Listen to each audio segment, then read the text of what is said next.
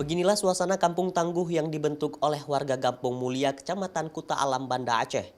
Perangkat desa membentuk posko tanggap COVID-19 dan merekrut relawan untuk mensosialisasikan kepada warga sekitar tentang langkah pencegahan penyebaran COVID-19.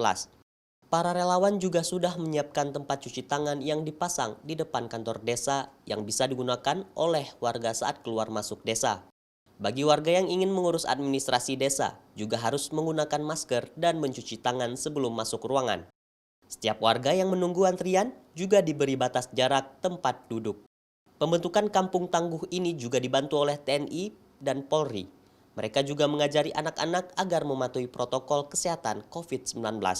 Kita mengadakan atau melakukan protokol kesehatan sebagaimana yang diterapkan oleh pemerintah Republik Indonesia. Itu yang pengecekan suhu tubuh, baik itu di perkantoran atau pelayanan publik, kemudian di tempat-tempat ibadah, kemudian juga di sekolah-sekolah, dan kemudian juga kita himbau di masjid-masjid agar menggunakan masker, cuci tangan, kemudian perilaku hidup bersih yang paling penting. Selain menerapkan protokol kesehatan pencegahan COVID-19, perangkat desa juga memanfaatkan lahan kosong untuk menanam sayuran dengan metode hidroponik. Pemanfaatan lahan ini sebagai langkah menjaga ketahanan pangan di desa mereka selama pandemi COVID-19.